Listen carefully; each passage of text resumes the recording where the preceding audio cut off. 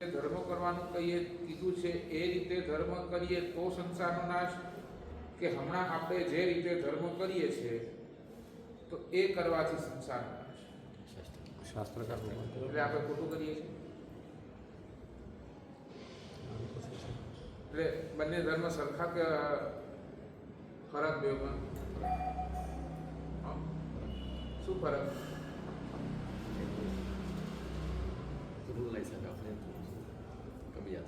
એટલે શું થયું, ઓલો રૂલ ના હિસાબે ને હવે આપણે આપણા હિસાબે કરીએ. એટલે આપણને જે ફાવે, આપણા મગજની અંદર જે બેસે, આપણા મતિની અંદર જે આવે, આપણા કલ્પનાથી આપણે જે કરીએ એ ધર્મ નથી. એટલે આજ સુધી આપણે શું કરીએ છીએ, આપણી મતિને આગળ કરીએ છીએ.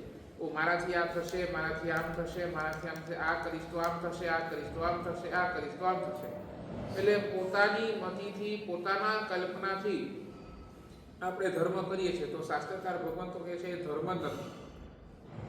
મારા પરમાત્માએ જેમ કહ્યું છે તેમ ધર્મ કરવાનો જે દિવસે આપણા જીવનની અંદર પ્રયાસ થઈ ગયો, તે દિવસે સમજી લેજો કે આપણે ધર્મની આરાધનાની અંદર આગળ વધીએ. અહીંયા કેવું છે ખબર છે, આપણને છે ને ઘણી વખત કેવું થાય, જ્ઞાનીના વચન ઉપર આપણને શંકા આવી જાય, પરમાત્માના વચન ઉપર ક્યારેક ક્યારેક શંકા આવી જાય. આપણે અહીંયાથી કહીએ કે ભાઈ રાત્રિ ભોજન ત્યાગ કરવો જોઈએ, તો જ્ઞાનીના વચન પર ક્યારેક ક્યારેક આપણને શંકા આવે, પણ આપણી બુદ્ધિ ઉપર આપણને ક્યારેય શંકા આવતી નથી. હું તો બરાબર જ વિચારું છું, હું જે વિચારું છું હું મારા સારા માટે વિચારું છું, જેવું કરું છું એ મારા સારા માટે કરું છું. એટલે આપણી બુદ્ધિ ઉપર આપણને ક્યારેય પણ શંકા આવતી નથી. એટલે પોતાની મતિ પર જો અશ્રદ્ધા થાય તો જ્ઞાનીના વચન ઉપર શ્રદ્ધા આવે. પોતાની મતિ ઉપર આપણને શ્રદ્ધા છે તો જ્ઞાનીના મતિ ઉપર આપણને શ્રદ્ધા નથી, અશ્રદ્ધા ઊભી છે. એટલે પ્રભુનું વચન સત્ય છે પણ હું સમજી નથી શકતો, એ ભાવ જ્યારે આવે ત્યારે ક્યાંક થોડાક આપણે ધર્મની અંદર આગળ વધી શકીએ. આપણે છે ને હવે મૂળ વાત કરીએ, આપણને છે ને કેવો ધર્મ કરવો છે. કોઈ પણ ક્રિયા કરો, કોઈ પણ ક્રિયા, 3 વાત ધ્યાનમાં રાખજો, બહુ ઇમ્પોર્ટન્ટ છે, બહુ મહત્વપૂર્ણ વાત કરું છું. કોઈ પણ ક્રિયા કરો એમાં 3 ચીજો, 3 વાત ખૂબ ધ્યાન રાખજો. નંબર 1, જે પણ હું કરું છું એની પાછળ મારું હેતુ શું છે. નંબર 1, હેતુ. જે પણ હું કરું છું એનો સ્વરૂપ કેવો છે. નંબર 2, અને જે પણ કરું છું એનો અનુબંધ મને કેવો પડશે, એટલે એની પરંપરા મારી કેવી ચાલશે.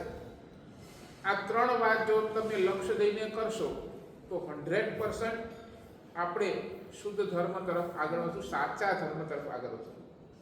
હવે 3ને વિસ્તારથી આપણે જોશું, જેટલું થઈ શકે એટલો વિસ્તાર કરવાનો પ્રયાસ કરશું. નંબર 1, પહેલા નંબરનો છે હેતુ. કોઈ પણ ક્રિયા કરો એની પાછળનો તમારો હેતુ શું એ ક્લિયર કરવું પડે. તો હેતુ ની અંદર શું આવે, તો હેતુની અંદર આવે હું જે પણ ક્રિયા કરીશ એ વિધિપૂર્વક કરીશ. ધર્મશાસ્ત્રોની અંદર જે રીતે વિધિ બતાવવામાં આવી છે એ રીતે વિધિપૂર્વક હું મારી ક્રિયા કરીશ. સાચું બોલો, તમને પૂછો, ત્યારે ચાય બનાવી છે, ચાય બનાવવાની વિધિ ખબર? શું કરવું પડે બોલો?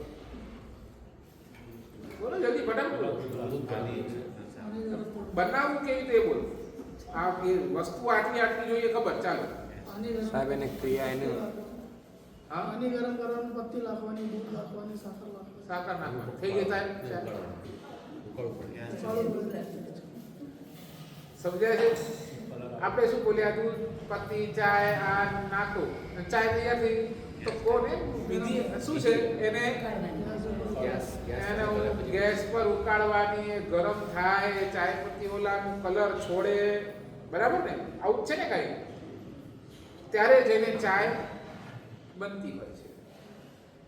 તો ચાય પણ એક ચાય જેવી ચાય વસ્તુ પણ શું છે, એની અંદર પણ શું આવી?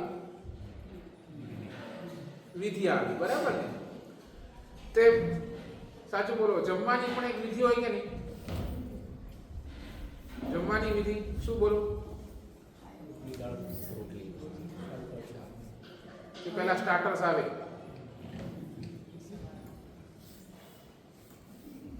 શું બોલો? રોટલી, શાક, બરાબર, પછી મિષ્ટાન, ફરસાણ, ચટણી, બરાબર ને? કે સીધી દાળ ભાત જ પહેલા આવે? એટલે જમણની પણ એક શું છે, પ્રોસેસ છે. જ્યારે પણ તમે જમવા માટે બેસો, કોઈ મહેમાન આવે, તમે એને જમાડો તો કેવી રીતે જમાડો? પહેલા રોટલી આપો, શાક આપો, ફરસાણ આપો, મિષ્ટાન આપો, આ બધું આપો, અને પછી દાળ ભાત ક્યારે આવે? છેલ્લે આવે. પહેલા આવે તો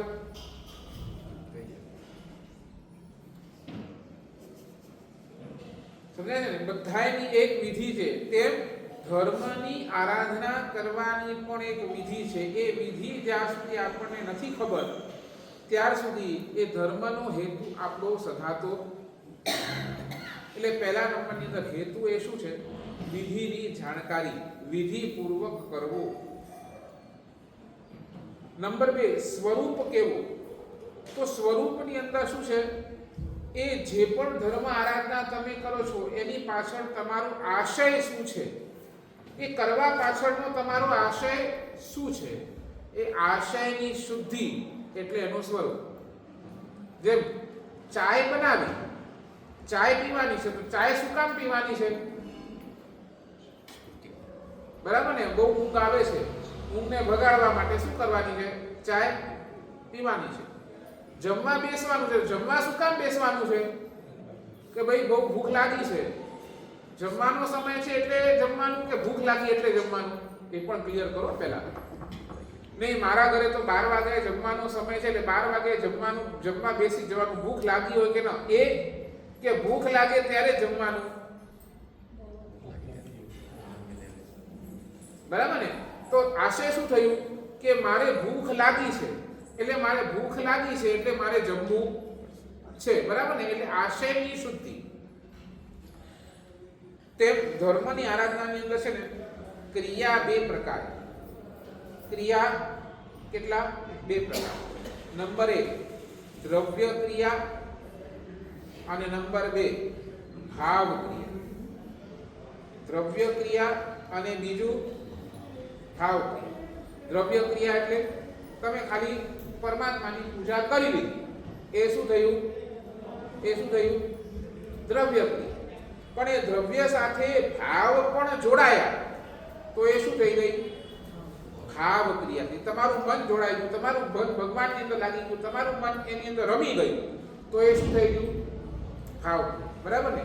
એટલે ક્રિયા 2 પ્રકાર, બરાબર? દ્રવ્ય ક્રિયા અને ભાવ ક્રિયા. હવે આગળ જતા દ્રવ્ય ક્રિયાના પણ 2 ભાગ. એમ ટેબલ બનાવો. ક્રિયા, દ્રવ્ય અને ભાવ. હવે દ્રવ્યના પણ 2 ભાગ. એક છે પ્રધાન દ્રવ્ય ક્રિયા અને બીજું છે અપ્રધાન દ્રવ્ય ક્રિયા. બહુ ડીપલી સમજો, એક્ઝામ્પલ સાથે સમજાવીશ. જે ક્રિયા કરતા કરતા કરતા કરતા તમારું મન એ ક્રિયાની અંદર ભળી જાય, એ ક્રિયા ભાવ ક્રિયામાં ટ્રાન્સફર થઈ જાય, એને કહેવાય પ્રધાન દ્રવ્ય ક્રિયા. ક્રિયા કરી રહ્યા છો, તમે પરમાત્માની પૂજા કરી રહ્યા છો, તમે નવકાર ગણી રહ્યા છો, અને જેમ જેમ નવકાર ગણતા જાઓ છો તેમ તેમ તેમ તેમ તમારા ભાવ નવકારની અંદર ભળતા જાય છે, ભળતા જાય છે, ભળતા જાય છે. અને તમને લાગે છે આવો નવકાર, આવો જબરજસ્ત કોટીનો નવકાર મને મળી ગયો. એટલે એ શું થયું? તમારી એ દ્રવ્ય ક્રિયા શેમાં ટ્રાન્સફર થઈ રહી છે? ધીરે ધીરે ધીરે ધીરે ભાવમાં. તો એને શું કહેવાશે? પ્રધાન દ્રવ્ય ક્રિયા. અને અપ્રધાન હવે કોને કહેવાશે? બોલો. બરાબર ને? જે ક્રિયા આવે માત્ર આપણે પૂજા કરવા માટે ટક ટક ટક ટક ટક ટક ઘણા જોઈએ ને દેરાસરમાં આવે એટલે ઓલો ટાઈપ મશીન હોય ને, શું લેપટોપ હોય કે ટાઈપરાઈટર, ઠાપ ઠાપ ઠાપ ઠાપ ઠાપ ઠાપ ઠાપ, સમજાય ને? જે દ્રવ્ય ક્રિયા ભાવ ક્રિયાની અંદર ટ્રાન્સફર ન થાય એ બધી કેવી? અપ્રધાન દ્રવ્ય ક્રિયા. પણ એક વાત ક્લિયર કરી દઉં, આની અંદર પણ ઘણા એમના માને, ઘણાના મનની અંદર માસે ભાવ જ નથી થતો તો ક્રિયા કરવાનો અર્થ શું? હવે ભાવ જ નથી આવતો, નવકાર ગણીએ છે પણ ખોટા વિચાર આવી એના કરતા નવકાર ન ગણી સારું, એવું તો શાસ્ત્રકાર ભગવાન ના પાડે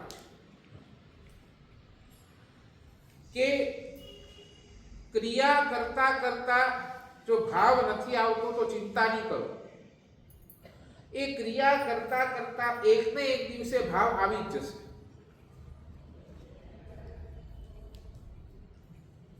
અને આ અનુભવ સિદ્ધ છે.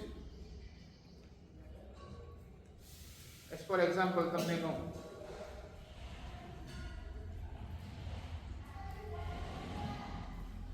નાના હતા ત્યારે આપણે એકડો ગુટ્યો, એકડો અથવા એ લખીએ, તરત જ એ લખતા આવી ગયો આપણને, તરત જ લખી લીધું. આપણે શું કર્યું બોલો? આપણે એ ગુટતા પેલા કોઈના ખોડામાં બેઠા, એને આપણો હાથ પકડ્યો, એને આપણને શું એના હાથથી લખાડ્યો, એને આપણે ઘૂંટ્યો, એ આપણે ઘૂંટતા ગયા, એ આપણે ઘૂંટતા ગયા, ત્યારે જઈને ક્યાં આપણે એ શીખ્યા. બરાબર ને? તો કોઈ એવું કે મને એ લખતા આવડતું નથી તો હવે એ લખવું જ નથી, એવું થાય નહીં ને? તો ધીરે ધીરે ધીરે ધીરે એ લખો. એક વાર લખશો, બે વાર લખશો, 1000 વાર લખશો, એના ઉપર ઘૂંટતા રહેશો, એક ને એક દિવસ કેવું થશે કે એ આવી જશે. તેમ ક્રિયા કરતા જાઓ, કરતા જાઓ, કરતા જાઓ, કરતા જાઓ. ભાવ ભલે નથી આવતા એની ચિંતા હમણાં નહીં કરો. પહેલા શું કરો? ક્રિયાને ઘૂંટો, ક્રિયાને એટલી બધી ઘૂંટો, એટલી બધી ઘૂંટો, એટલી બધું ઘૂંટો કે એક ને એક દિવસે ભાવ આવી જશે. એટલે એનો મતલબ એ નહીં કે એટલી વખત જે મેં એકડો ઘૂંટ્યો, એટલી વખત મેં જે એક ઘૂંટ્યો એ બધું નિષ્ફળ, એ ક્યારે પણ નિષ્ફળ જતું નથી. એટલે ક્રિયા તો કરવી જ. સાચું બોલો. દેરાસરમાં તમે પૂજા કરો છો ને તમને ભાવ નથી આવતા તો કે આ તમને દુકાનમાં બેઠા બેઠા ભાવ આવશે? દુકાનમાં પરમાત્માની પૂજાના ભાવ આવશે? નહીં આવે ને. તો ક્યાં આવશે ભાવ? દેરાસરમાં જ આવશે. એની એક ક્રિયા તો તમને શું છે? કરવી જ પડશે. બરાબર ને? એટલે ભાવ નથી તો એ ભગવાન કહે છે શું? ક્રિયા ચાલુ રાખો. એક ને એક દિવસે ભાવ આવી જશે. હવે તમને પૂછું, આપણી હમણાં સુધી જેટલી ક્રિયા થાય છે એ પ્રધાન કે અપ્રધાન? હા, અપ્રધાન. બરાબર ને? તો હવે પ્રધાન માટે લાવવું છે આપણને. આ ક્રિયા આપણી પ્રધાન કરવી છે. પ્રધાન દ્રવ્ય ક્રિયા, મારી ક્રિયા ભાવમાં ટ્રાન્સફર થાય તો એના માટે શું કરવું? તો શાસ્ત્રકાર ભગવંતોએ બહુ સરસ મજાનું લક્ષણ બતાવ્યા. પહેલું લક્ષણ શું છે? તો આશયની શુદ્ધિ. લક્ષ્ય એ ક્રિયા કરતા પાછળ આપણું લક્ષ્ય શું છે? મોક્ષનો લક્ષ્ય હોય, ક્ષમતા વગેરે ગુણોની પ્રાપ્તિનો લક્ષ્ય હોય, મારે મારા રાગ દ્વેષ ઓછા કરવા એનું જો લક્ષ્ય હોય તો એ પ્રધાન. હું પરમાત્માની પૂજા કરું અને એ પૂજા કરતા કરતા મારા રાગ દ્વેષ ઓછા થાય, મારા ક્રોધ કષાય વગેરે ઓછા થાય, મારી અંદર વિનય વિવેક વગેરે ગુણનું પ્રગટીકરણ થાય, તો સમજી લેજો આવું ભાવ જ્યારે થાય ને ત્યારે આપણી ક્રિયા કેવી? પ્રધાન. આવું ભાવ હૃદયની અંદર થાય ત્યારે એ કેવું થાય? પ્રધાન દ્રવ્ય ક્રિયા. બેસે છે ન સમજાય તો પૂછજો, રિપીટ કરીશ, 10 વાર કરીશ, પણ તમારા મગજની અંદર આ બેસાડો, બરાબર ને? એટલે 2-3 લક્ષણો છે. ઘણાને શું છે, બીજા નંબરની અંદર ઘણાને શું છે, એ અનુષ્ઠાન સ્વરૂપથી જ ગમતું હોય. જેમ કે કોઈને પરમાત્માનો અભિષેક બહુ જ ગમતો હોય, ભગવાનનો અભિષેક બહુ જ ગમતું હોય. એમને એમ લાગે કે બસ ભગવાનને જોયા કરું, ભગવાન ઉપરથી આ ધારા વહેતી હોય ને હું ભગવાનને જોયા કરું, બસ એની અંદર આનંદ આવતો. પછી ન સ્વર્ગનો લક્ષ, ન મોક્ષનો લક્ષ, કાંઈ જ નહીં. બરાબર ને? એમને ખાલી ગમતું હોય, બસ હું ભગવાનને જોયા કરું, હું ભગવાનને નિહાળ્યા કરું, હું ભગવાનનો અભિષેક જોયા કરું. તો એ શું થયું? સદ અનુષ્ઠાન રાગ. લખી લેજો શબ્દ, સદ અનુષ્ઠાનનો રાગ. પુણ્યશ્રાવક પાસે શું હતું બોલો? એને સામાયિક એટલો બધો જ ગમતો હતો, સામાયિક એટલો બધો ગમતો હતો કે સામાયિક વગર રહી નતો. પછી એમાં લક્ષણ હતો કે મારે મોક્ષ જોઈએ છે ને, પણ અનુષ્ઠાન એટલો ગમે, એના માટે એને શું કર્યું? પોતાનો ધંધો પણ, બસ મને કેટલું જોઈએ, આટલું જોઈએ, દિવસમાં ખાવાનું આટલું જોઈએ, એટલું મેં ભેગું કરી લીધું, બસ દુકાન બંધ. ઘરે જઈને શું કરો? સામાયિકમાં બેસી. બસ એટલે એને સામાયિક એટલું શું હતું? એટલું બધું ગમતું હતું, એટલું બધું સામાયિક પ્રત્યેનો રાગ. સાચું બોલો, આપણને કેવું? સમય મળે તો ધર્મ કરો કે ધર્મ કરવા માટે સમય કાઢો?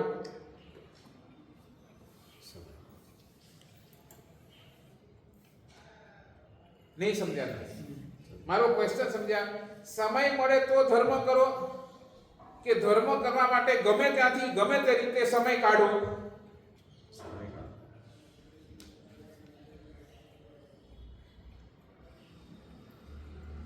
પહેલું કે બીજું? સમય કાઢો છો? હા.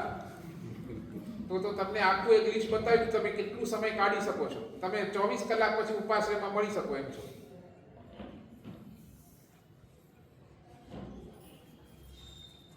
અને પહેલામાં પણ તમે નથી બેસતા, નથી બીજામાં બેસતા, નથી પહેલામાં બેસતા. સમય હોય છે ત્યારે આપણને ધર્મ સૂચતો જ નથી, કારણ એ અનુષ્ઠાન પ્રત્યેનો રાગ જ નથી.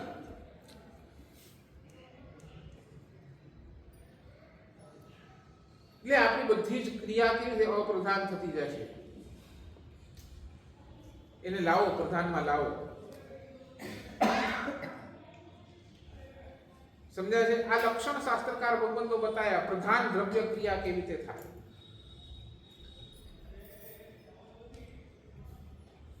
અથવા તો એમ પણ કહે છે ભગવાન કે લક્ષ્ય ભલે ગમે તે હોય, પણ મનની અંદર એ છે કે મારા ભગવાને જે કહ્યું એ સાચું જ છે. મારા ભગવાન એ વિતરાગ છે અને વિતરાગતામાં જ સાચું સુખ છે. એવી સમજણ અંદર પેઠી હોય ને તો પણ એ દ્રવ્ય ક્રિયા કેવી થઈ? પ્રધાન છે. સમજાય છે? પ્રધાન દ્રવ્ય ક્રિયા કેવી રીતે થઈ શકે? કાં તો અનુષ્ઠાનનો રાગ લાવો, કાં તો પરમાત્મા એ જ સત્ય છે એવું હૃદયની અંદર ઠાસી દો, અને કાં તો ત્રીજા નંબરે મને મારા આ ધર્મની આરાધના કરતા મારા અંદરની અંદર જે રાગ દ્વેષ ભર્યા પડ્યા છે એને શું કરવા છે? મારે ઓછા કરવા છે. આ લક્ષ્ય આવે તો સમજો કે તમારી બધી જ ક્રિયા તમને મોક્ષ અપાવી શકે એમ છે. કારણ કે શાસ્ત્રકાર જો લક્ષ્ય સાચું હશે ને, લક્ષ્ય પરફેક્ટ હશે, લક્ષ્ય બરાબર હશે ને, તો બીજું બધું આજુબાજુથી મળી જશે. લક્ષ્ય જ આપણું ખોટું હશે તો આપણે ક્યાંય ગોઠવાના.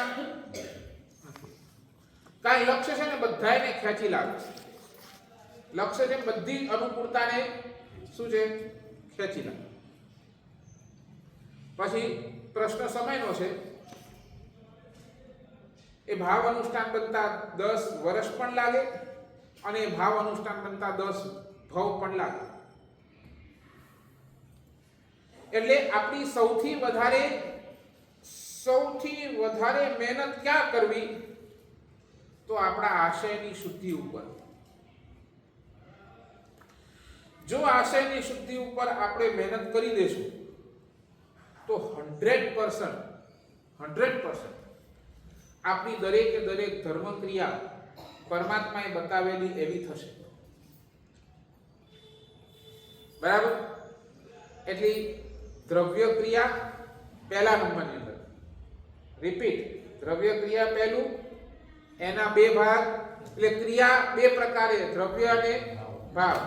દ્રવ્ય ક્રિયાના બે ભાગ, પ્રધાન અને અપ્રધાન. બરાબર? બેઠ્યું? હવે આપણે આવીએ ભાવ ક્રિયાઓ. ભાવ ક્રિયા માટે શાસ્ત્રકાર ભગવંતો 5 અંગની વાત કરે છે. એના કેટલા પાઠ? 5. જો એમાંનું એક પણ ગેરહાજર હોય ને, એક પણ આગળ પાછળ હોય તો એ દ્રવ્ય અનુષ્ઠાન જ બને છે, ભાવમાં ટ્રાન્સફર થતો.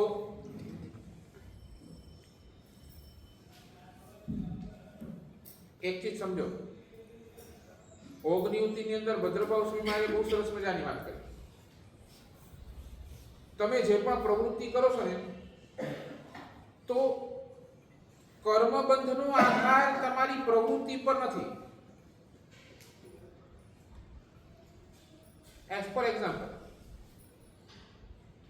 તમે કોઈને ગાળ આપી, તો કર્મબંધ તમે ગાળ આપી એના ઉપર બંધાય? કર્મ બંધાય કે ન બંધાય? બંધાય. ચાલો, કેવું બંધાય?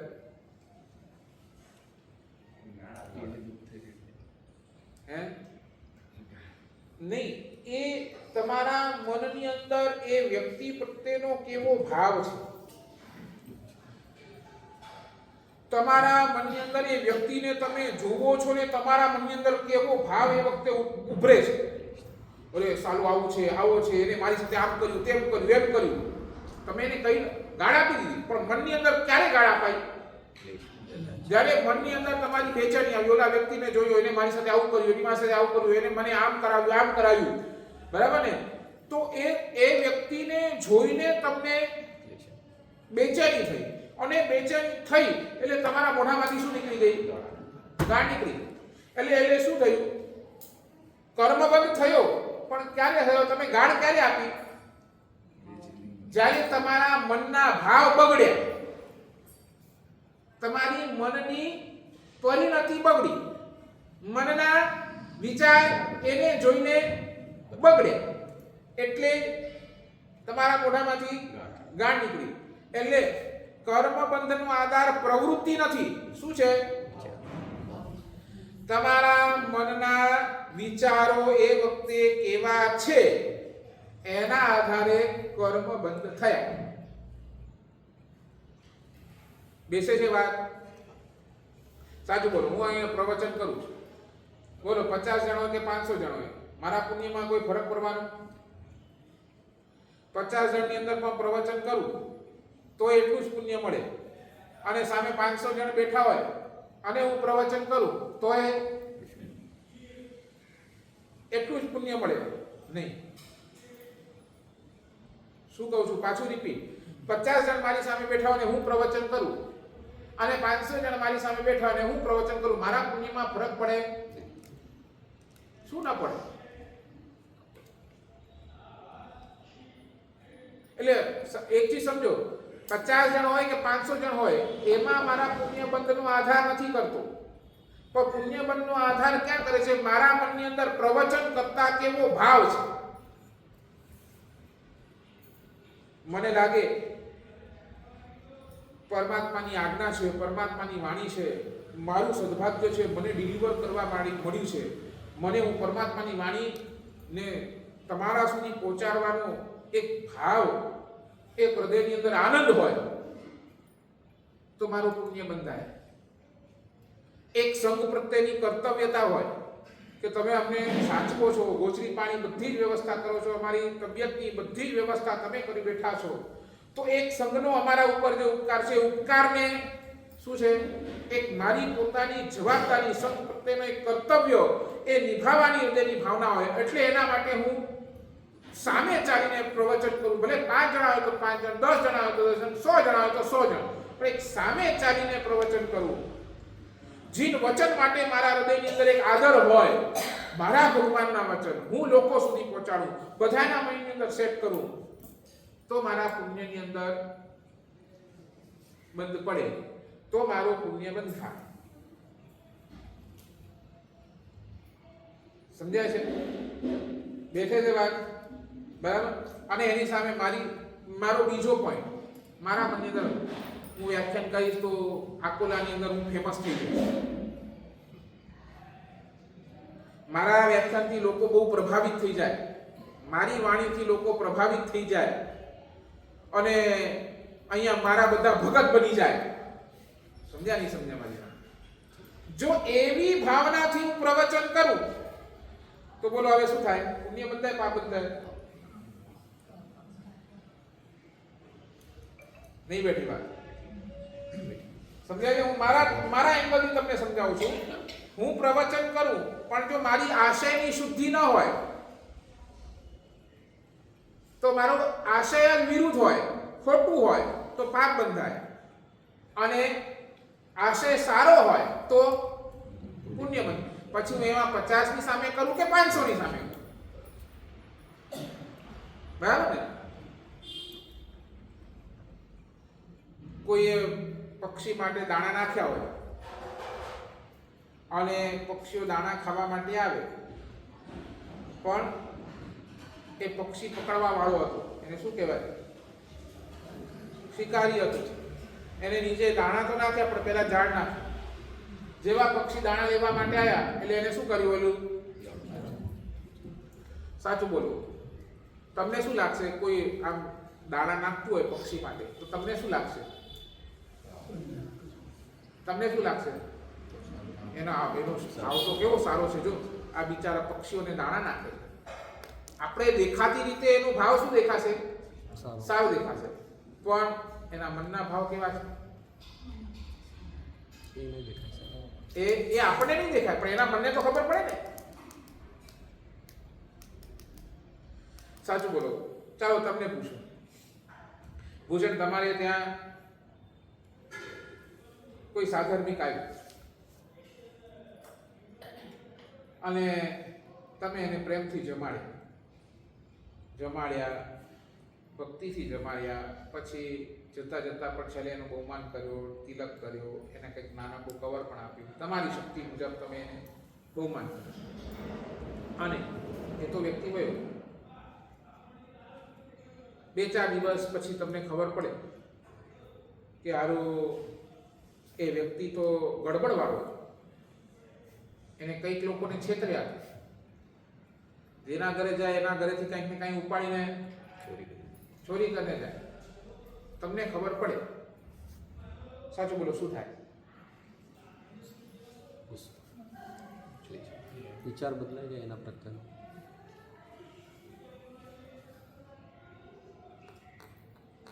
શું થાય બોલો? સાધર્મિક છે, તમે એક સાધર્મિકના ભાવથી, ત્યારે તમારા મનની અંદર કોઈ એવા વિચાર નહોતા, બરાબર? તમારા સાધર્મિકના ભાવથી તમે એને ઘરે લાવ્યા, એને બેસાડ્યા, એને જમાડ્યા, એને ઉચિત બહુમાન કર્યું, બરાબર? અને એ તમારા ઘરેથી ગયો. 4 દિવસ પછી તમને ખબર પડી કે આવો તો ઠગ હતો. સાચું બોલો, શું તમારા મનની અંદર શું થાય?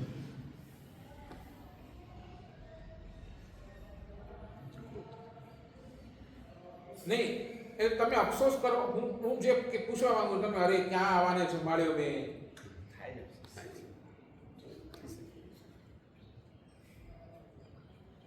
ક્યાં આવવાને જમાડ્યો, ક્યાં આવવાની મેં ઘરે બોલાયા, પછી ચેક કરો ને મારા ઘરેથી તો કાંઈ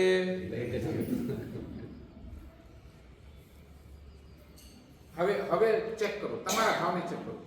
જ્યારે તમે જમાડ્યા ને ત્યારે તમારા અંદર એને અંદર પ્રત્યેની ભક્તિ હતી, ભક્તિ હતી. શું થયું? ત્યારે પુણ્ય બાંધ્યું.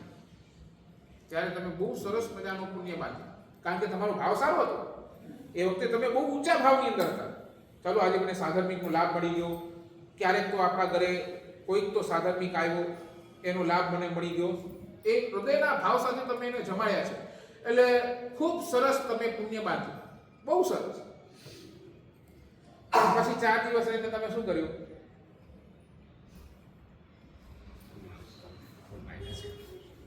અફસોસ કર્યો કે ક્યાં જમાડ્યા મેં, શા માટે એને ઘરે બોલાવ્યો. શું થયું? શું કર્યું? બોલો, પહેલાનું બાંધેલું પુણ્ય તમે શું કર્યું? એટલે જેટલું પુણ્ય બાંધવું હતું ને બધું પુણ્ય ધોઈ નાખે.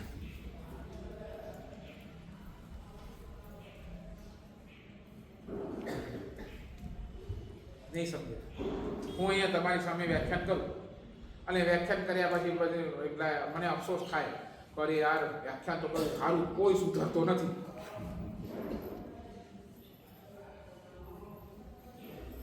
અમારા કચ્છીની અંદર કહેવત છે, કચ્છીની અંદર કહેવાય છે, પાડે જે પુટતે પાણી. બરાબર સમજે ને? ઉલટા ઘડા પર પાણી.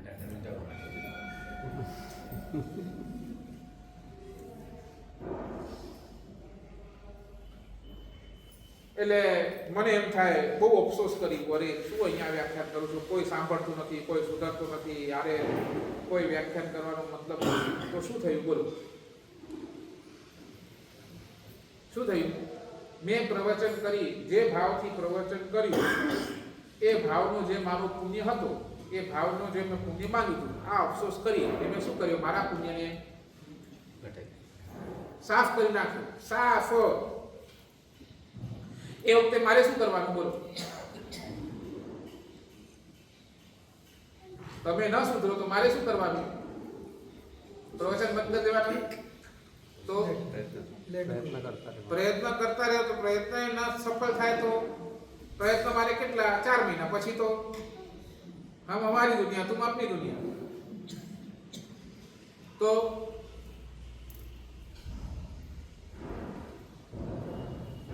એટલે મારે શું છે? સામે સંતોષ માનવાનો, મારે સંતોષ માની લેવાનો. મેં મારું કર્તવ્ય કર્યું, મેં મારું કર્તવ્ય કર્યું. પરમાત્મા જેવા પરમાત્મા કોઈને નથી સુધારી શક્યા, તો હું કોણ સુધારવા વાળો?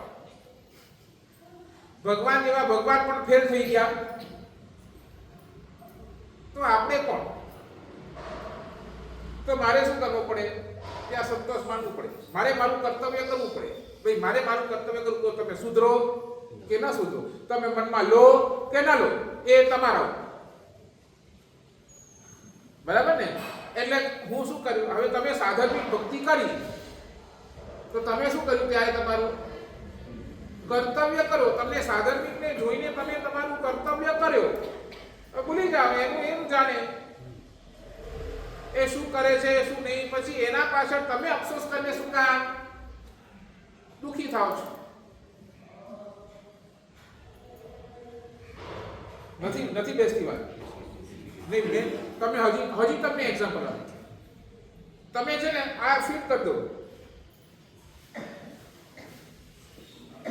સંઘવાળા છે ને તમને કોઈ કામ આપે, સંઘે તમને કોઈ કામ આવ્યું કે ભાઈ આ આટલું કામ કરી દે, અને તમે સંઘનું કામ છે, સંઘે મને આપ્યું, મને સોંપ્યું. એ તમે શું કર્યું? બહુ નિષ્ઠા સાથે, સારી ભાવના સાથે, સેવાના ભાવ સાથે એ કામ કર્યું, શરૂ કર્યું. પણ એવું થયું ને કે તમારું કોઈ પાપ ન ઉદય, કોઈ પાપ કર્મ ન ઉદય, અને તમે એની અંદર ફેલ થયા. તમે એની અંદર ફેલ થયા તો શું થાય?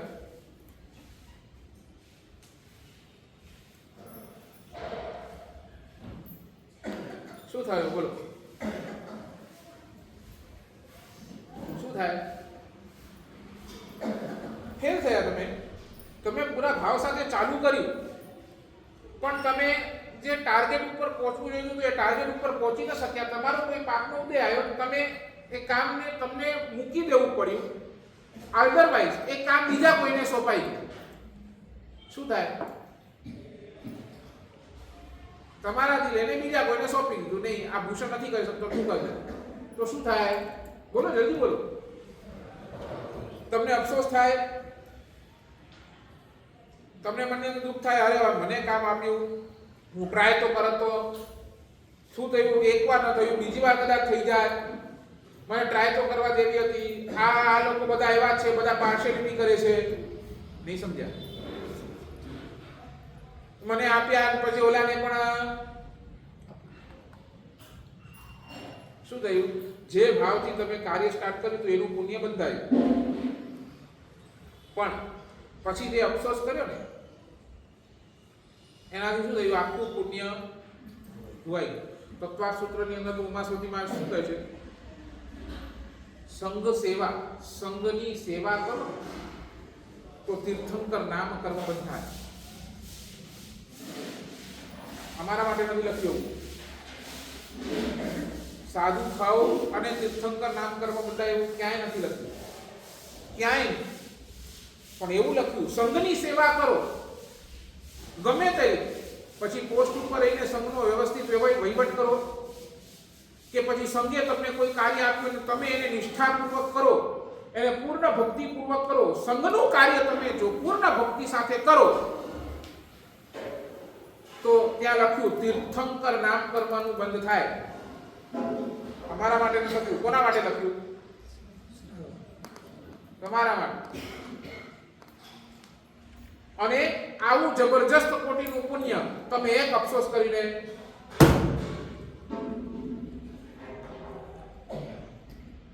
શું કામ બળો? હું એ જ કહું છું, શું કામ? ઠીક છે, ક્યારેક કોઈ કાર્ય થાય, સક્સેસ થાય, ક્યારેક કોઈ કાર્ય ન પણ થાય.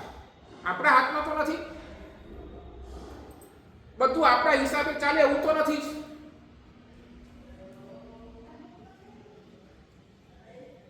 સમજાય છે?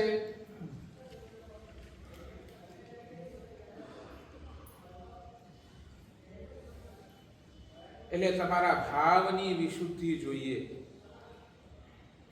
તમારો ભાવ એક ટોપ લેવલનો જોઈએ.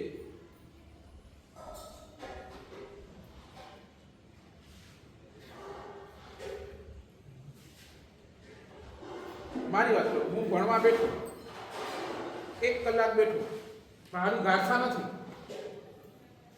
ચડે જ નહીં, ગાથા ચડે જ નહીં.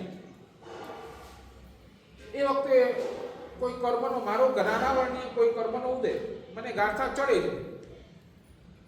પણ 1 કલાક મેં જે કરીને, 1 કલાક જે મેં મહેનત કરી, એનાથી શું થયું?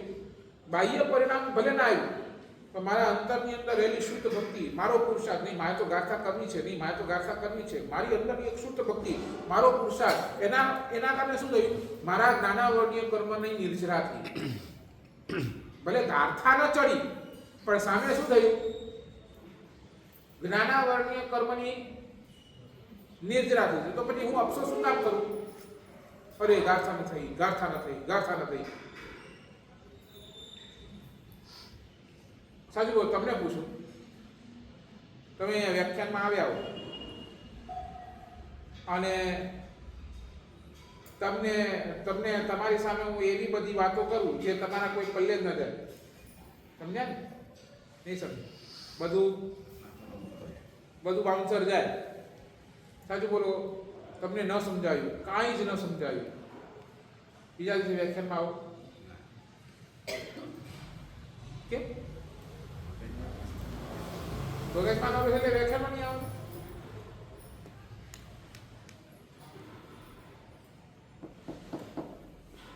મગજમાં આવે એટલે વ્યાખ્યામાં નહીં આવે.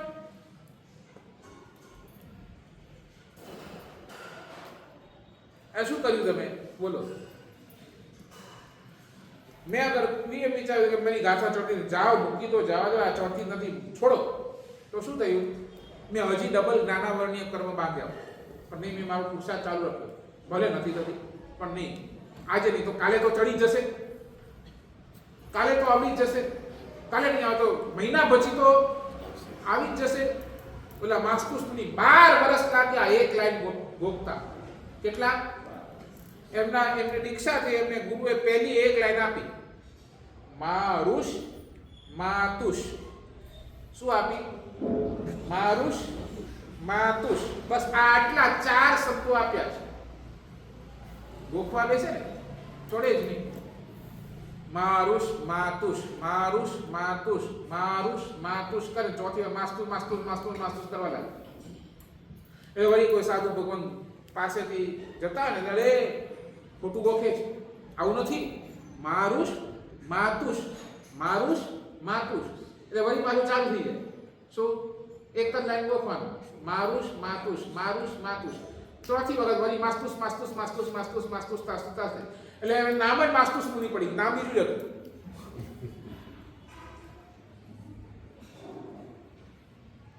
સમજ્યા? પણ હૃદયની અંદર ભાવના, મારા ગુરુદેવે મારા ઉપર કેટલો મોટો ઉપકાર કર્યો. એક લાઈન નથી આવતી ને તોય મારા ગુરુદેવે મારા ઉપર તિરસ્કાર નથી કર્યો. મને પ્રેમથી બેસાડે છે, મને એ જ ભાવથી સમજાવે છે, મને એ જ ભાવથી ગાથા આપે છે.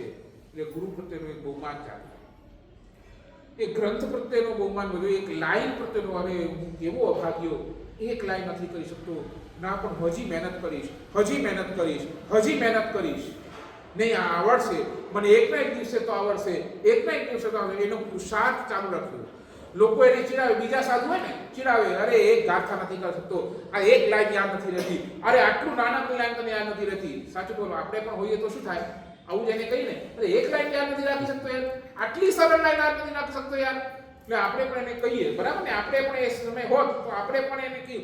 બીજા સાધુ એને ચીડાવે, એટલે નામ પાડી દીધું ને, બીજા સાધુ એને નામ જ પાડી દીધું, ચીડાવે. તોય એને બીજા સાધુઓ પ્રત્યે કોઈ હૃદયની અંદર દ્વેષ નહીં. આ લોકો મારી મસ્તી કરે છે, આ લોકો મારી સાથે આવું વર્તન કરે છે, આવું ક્યાંય કમ્પ્લેન નહીં. એના પ્રત્યે ગુરુ પ્રત્યેનો બહુમાન ભાવ જાગ્યો. અને મહેનત દિવસે દિવસે ચાલી, દિવસે દિવસે. કેટલા વર્ષ લાગ્યા? 12 વર્ષ એક લાઈન ભોગતા લાગ્યા. એક લાઈન ના આવડી પણ સીધું કેવલ જ્ઞાન થઈ ગયું. શું? એક લાઈન ગોખતા ગોખતા એટલા બધા કર્મની નિર્જરા, જ્ઞાનાવરણીય કર્મની નિર્જરા કરી નાખી, સીધું કેવલ જ્ઞાન.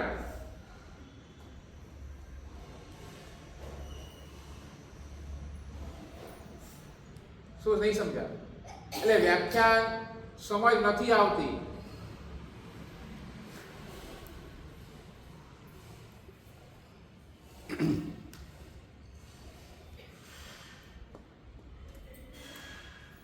તમારા જ્ઞાનાવરણીય કર્મનો ક્ષયોક્ષમ થાય. એક વ્યાખ્યાન ભલે તમને નહીં સમજાયું, તમે આવો, તમે બેસો, તમે એને સમજવાનું કોશિશ કરો. તમે 4 વાર નહીં સમજાયું, 4 વાર તમે પ્રશ્ન પૂછો, તો આ શું થયું? તમારી જ્ઞાનની રુચિ થઈ, સમજવાની રુચિ થઈ. તો એ રુચિના કારણે કદાચ હમણાં નહીં સમજાય, પણ એ તમારા જ્ઞાનાવરણીય કર્મ શું થયા?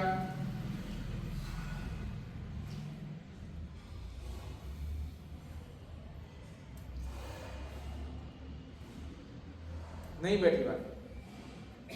સમજાય છે હું શું કહું છું? યસ ઓર નો? બેસે છે? કોઈ પ્રશ્ન છે?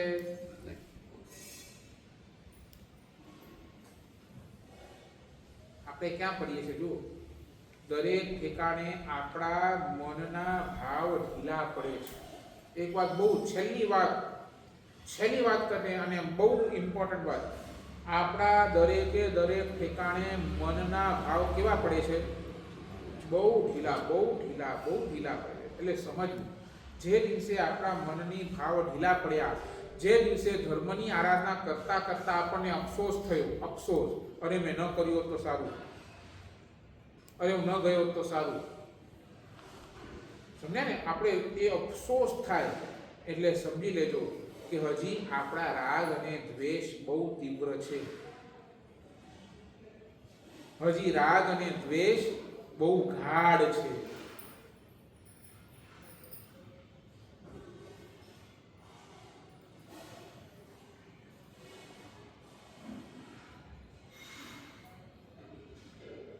બેસી સમજાય છે?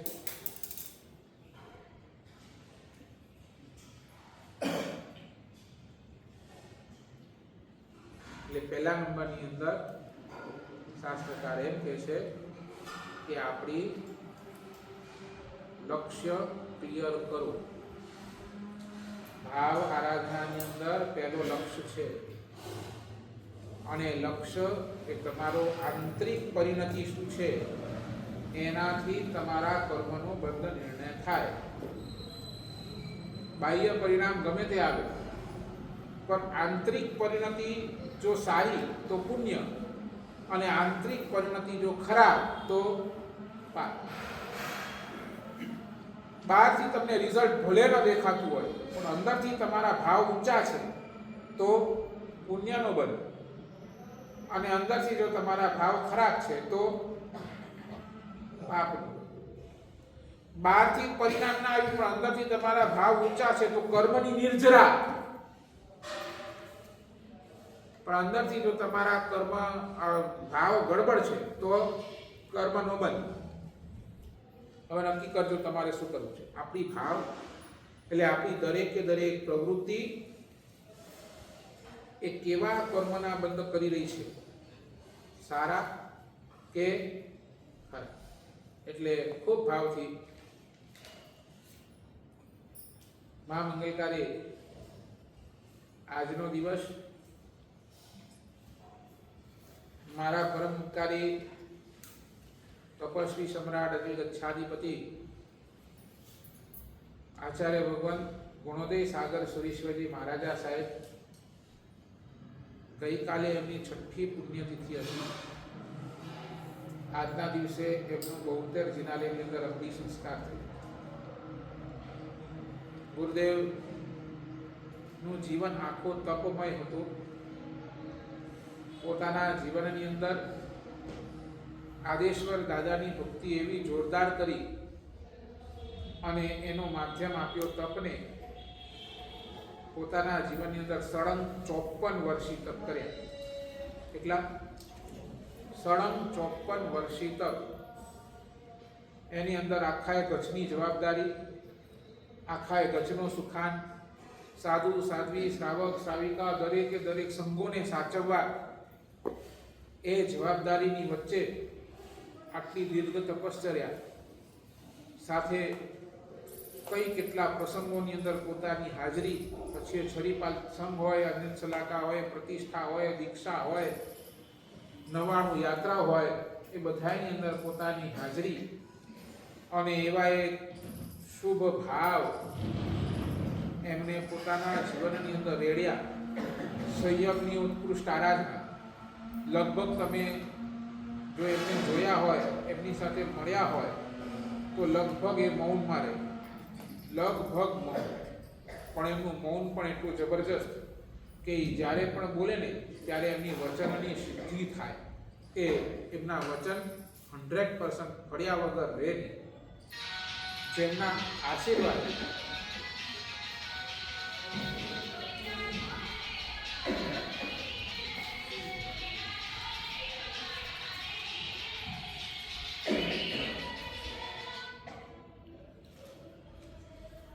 સાથે જ રાખો ભાઈ, વાડી પાછો વાગશે. એ અમારા ઢોલ વાગડી ના ખાડે.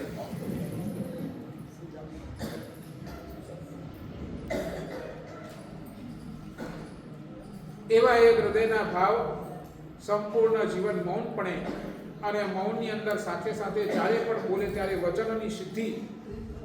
આજથી 19 વર્ષ પહેલા પાલીતાણાની અંદર શત્રુંજય મહાતીર્થની અંદર એમનું ચતુર્માસ હતું અને ચતુર્માસની અંદર એ ગુરુદેવની સેવા કરવાનો અવસર મને મળ્યો સંસારી અવસ્થાની અંદર.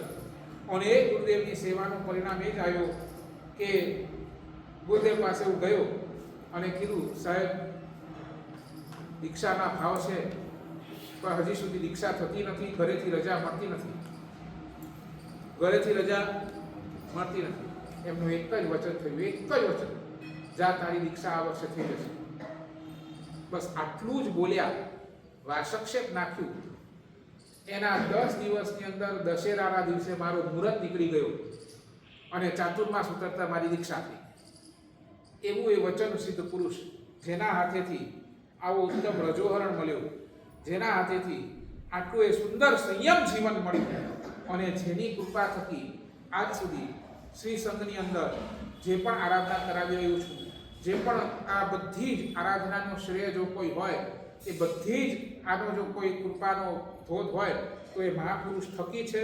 એમને મહાપુરુષે એ કૃપા વરસાવી છે. ત્યારે આજે અહીંયા બેસી અને તમારી સામે બોલી શકવાનો અધિકારી બન્યો છું.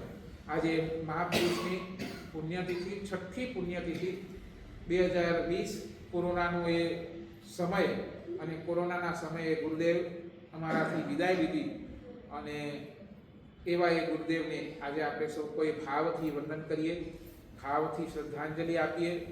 એમનો આત્મા જ્યાં પણ હોય આપણા ઉપર સતત કૃપા વરસાવે અને આપણો જલ્દી કર્મની નિર્જરા થાય ને આપણું મોક્ષ થાય એવા આશીર્વાદ આજે આપણે ગુરુદેવ પાસેથી માંગીએ. જેના આજ્ઞા વિરુદ્ધ કાંઈ બોલાયો એ હાર્દિક ઈચ્છામી પ્રણવ. રવિવારનો એક દિવસ ખૂબ સરસ કે રવિવારનો દિવસની અંદર આરાધના નવગ્રહાધિપતિ